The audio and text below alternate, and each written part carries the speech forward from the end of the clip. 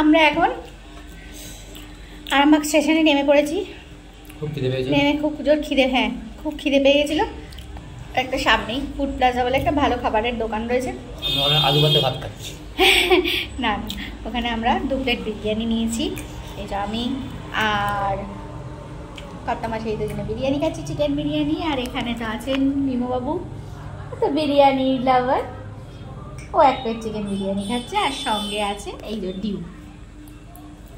তো আমাদের এখানে আমরা এখন আরামবাগে নেমেছি। এখন তো 3:15 আমরা নেমেছি। আমাদের আবার এখান থেকে গোঘাট যাওয়ার ট্রেন হচ্ছে 4:10।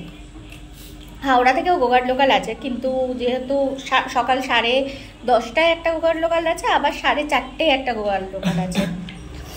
তো 4:30টা ধরলে তো অনেক রাত্রি হয়ে যেত, সেই জন্য আমরা আরামবাগ চলে এসেছি। তারকেশ্বর থেকে একটা ট্রেন যায় যেটা আরামবাগে 4:10-এর স্টপেজ আছে। তো আমরা এখানে 3:30টায় পৌঁছে গেছি। আমরা একটু খাওয়া দাওয়া করে নিচ্ছি, করে এবার ওই 4:10-এর ট্রেনটা ধরে আমরা চলে যাবো। চলো গোঘাটে ওই 4:30 নাগাদ গোঘাট স্টেশনে পৌঁছে যাবো। সেই জন্য এরকম প্ল্যান করেই আমরা এসেছি। তখন খাওয়া দাওয়া করে স্টেশনে একটু ওয়েট করবো। আশা করি ওয়েট করতে বেশি হবে না, কারণ টাইম তো হয়ে এসছে। 5-7 মিনিট হয়তো দাঁড়াতে হবে। তো করে তারপর আমরা চলে যাবো গোঘাট।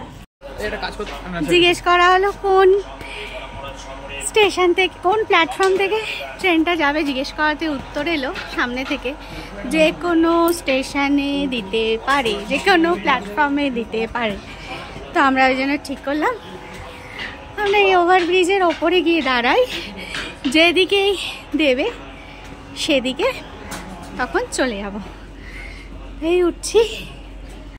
আমার পক্ষে এই সিঁড়ি বেয়ে ওঠাটা সত্যি সত্যি খুব কষ্টকর, আমি একদমই উঠতে পারি না। ও হ্যাঁ হেভি লাগছে সত্যি, জায়গাটা খুব সুন্দর উপর থেকে। এই যে আমরা নেমে পড়েছি গোঘাট স্টেশনে। এই যে আমাদের ট্রেনটা দাঁড়িয়ে আছে, এটা আবার ব্যাক করবে হাওড়ায়। তো আমরা এই গোঘাট স্টেশন থেকে নেমেই সামনের দিকে এগিয়ে যাচ্ছি। এখান থেকে টোটো, অটো কি মারুতি ভ্যান, এখান থেকে দেখছি দূর থেকে মারুতি ভ্যানও দাঁড়িয়ে আছে। কি পাই দেখা যাক। এখানে ওয়েদারটা কিন্তু বেশ ঠান্ডা ঠান্ডা। ট্রেন থেকে নেমে ভালোই ঠান্ডা লাগছে, বেশ মানে একটা ঠান্ডা ঠান্ডা ভালো একটা পরিবেশ। চারিদিক ফাঁকা, সবুজ, সুন্দর জায়গা। একটা খুব বাজে একটা এক্সপিরিয়েন্স হলো এখানে এসে। কিছু টোটো আর অটো যেগুলো দেখাচ্ছিলাম দাঁড়িয়ে আছে ওখানে, অটো না টোটো আর মারুতি ভ্যানগুলো, মানে ওরা একটা ডিমান্ড করছে এত টাকা দিতে হবে। এবার আমাদের যেহেতু পছন্দ হয়নি, আমরা একটু এগিয়ে এসে একটা টোটো ধরতে গেলাম। এমন অসভ্যের মতো ওরা